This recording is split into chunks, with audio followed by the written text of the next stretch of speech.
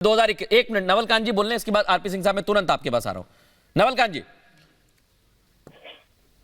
नवल किशोर जी, sorry जी जी बताइए। नवल किशोर जी बोलिए।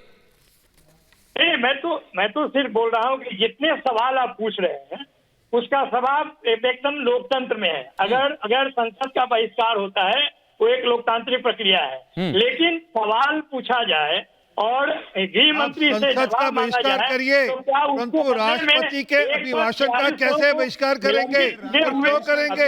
आप कौन बोल रहा है भाई?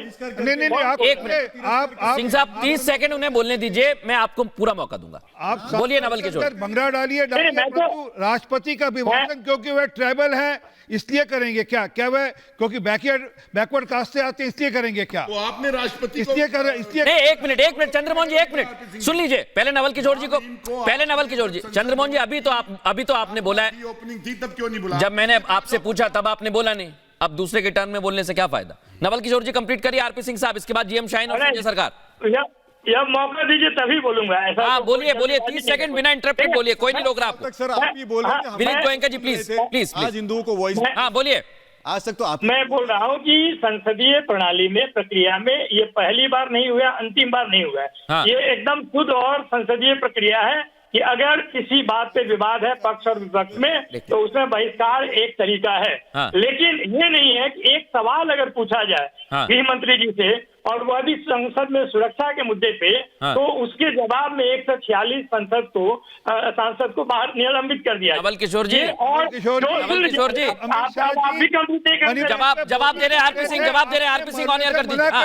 आरपी सिंह साहब, अमित शाह जी ने कहा मैं एक एक बात का जवाब दूंगा। मणिपुर के मामले में आपने मना कर दिया, आपने बोलने नहीं दिया। आपने बोला सर प्रधानमंत्री जी बोलेंगे, और जब प्रधानमंत्री जी बोले तब आप बहिष्कार करके चले गए। यही तो है, आप निरंतर सोमनाथ से लेकर आज राम मंदिर तक बहिष्कार करते आए हैं लगातार। कोई घबराहट 2024 की है और कुछ नहीं है। जब आपने आप राम के पीछे छुपकर अपने नाकामियों को नहीं छुपा सकते हैं। चुप नहीं किया आपकी नाकामी पूरे देश को पता है। हम तो राम को अपनी आस्था का केंद्र आप मानते अभी हैं। जाति की बात कर रहे थे, प्रधानमंत्री कहते हैं कि जाति ही नहीं है, को पूजने मानते हैं। आरपी सिंह साहब, नवल किशोर जी टीका लगाएंगे, ठीक है। लालू यादव जी टीका लगाएंगे। एक मिनट, आपसे पहले एक मिनट, संजय जी को मैं चर्चा में लेके आ रहा हूँ। एक मिनट, संजय जी को लेके आ रहा हूँ मैं चर्चा में, उसके बाद आप जवाब देना। आरपी सिंह साहब नहीं आएंगे। नहीं, एक बात और बता दीजिए, सनातन का आरपी सिंह साहब, किसने करी थी? ठीक है आरपी सिंह जी मैं आपको रोक रहा हूं, और इसलिए नहीं, एक मिनट सुनिए मेरी बात। नहीं सुनना पड़ेगा, एक मिनट आरपी सिंह साहब प्लीज। संजय जी को मैं चर्चा में इसलिए लेके आ रहा हूं, उसके बाद विनीत जी आप जवाब दीजिएगा। एक मिनट सर सुनिए तो। नवल किशोर एक मिनट, गलत लाइन बोली कि राम के पीछे छुप के। साहब राम के पीछे छुपेंगे क्योंकि वो मर्यादा पुरुषोत्तम है, वो ताकतवर है, तो हम क्या? अरे गोयनका जी कितना झूठ बोलिएगा, हम उन्हीं के पीछे छुपेंगे। मैं वही बोल रहा हूं ना विनीत जी, एक छोटी बातें सवाल है सर मैं वही कहना चाह रहा हूं और मैं दोनों को रोक रहा हूं। संजय जी मैं आपको ऑन एयर कर रहा हूं, और संजय जी मेरे आपसे सवाल है। विनीत जी प्लीज, तो रहेंगे विनीत जी प्लीज। 150 करोड़ हिंदू राम के पीछे रहेंगे। सर अगर आप लगातार बोलते रहेंगे तो मैं नहीं सुन पाऊंगा। समस्या बस इतनी सी है। संजय जी मैं आपको ऑन एयर कर रहा हूं, मान मत करिए राम का सर। और ये पूछना चाह रहा हूं संजय जी आपसे, अगर सारी चीजें लोकतांत्रिक व्यवस्था से हो रही हैं, जब आप उसे लोकतांत्रिक व्यवस्था बताते हैं, ये भी तो संवैधानिक तौर पे हो रहा है, ये भी तो सुप्रीम कोर्ट ने कहा है। देखिए, एक अयोध्या का मंदिर बनने में हम बहुत ही खुश है।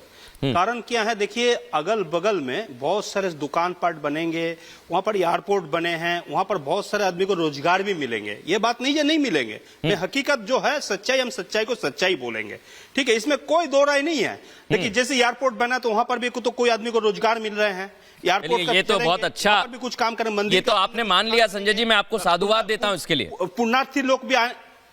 नहीं, मेरे सुनिए, मेरे बात खत्म करने दीजिए, बाद में फिर मौका आप नहीं दीजिएगा। विदुर जी के इतना गेस्ट है, अब भारतीय जनता पार्टी को ज्यादा नहीं ऐसा नहीं, आप बोलिए, कंटिन्यू करिए। मौका नहीं मिलेंगे। हाँ। तो उसको अलावा बहुत सारे आदमी को रोजगार भी मिलेंगे।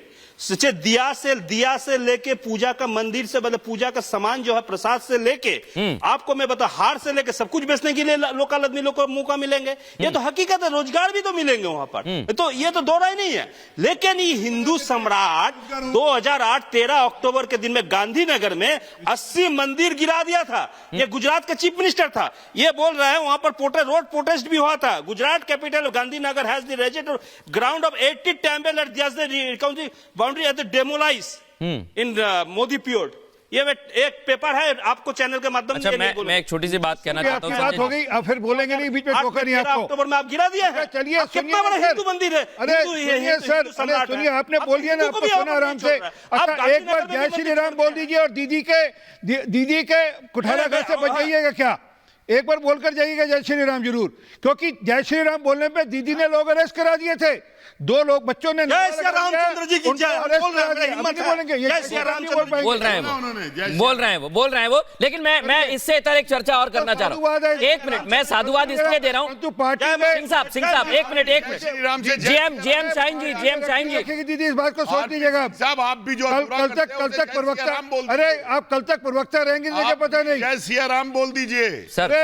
जय सिया राम, जय श्री राम, दोनों एक ही है। मैं इस पर नहीं जा रहा हूं। एक मिनट, जीएम शाहीन जी, मेरे पास वक्त थोड़ा सा कम है आज। जीएम शाहीन जी से एक कमेंट लेना चाहता हूं। जय श्री राम, जय सिया राम दोनों एक ही हैं। मैं बार बार पुराणों की बातें बताऊंगा तो अच्छा नहीं लगेगा। जीएम शाहीन जी, आपने कहा हम भी जाएंगे, लेकिन अभी तक ये समझ नहीं आ रहा है कि फिर आप अलायंस में कैसे रहेंगे, क्योंकि सब बहिष्कार कर रहे हैं, आप अकेले बच जाएंगे वहां।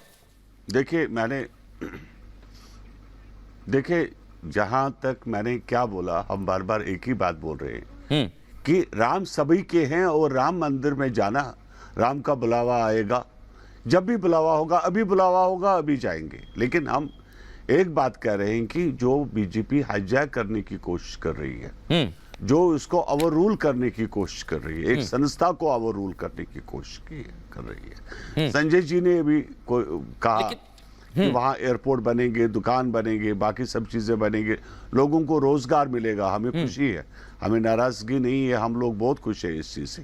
लेकिन मंदिर जो है भगवान का घर, भगवान को घर को तो छोड़ दे बीजेपी वाले। मैं आखिरी बात यही कहना चाह रहा हूं, घर को भी नहीं छोड़ रहे हैं। पहली बात तो ये कि आप सभी इसका स्वागत भी कर रहे हैं, इसके लिए भी मैं आपको साधुवाद दूंगा, क्योंकि आपका कहना है वहां रोजगार बढ़ रहा है। गोयनका जी बोलिए।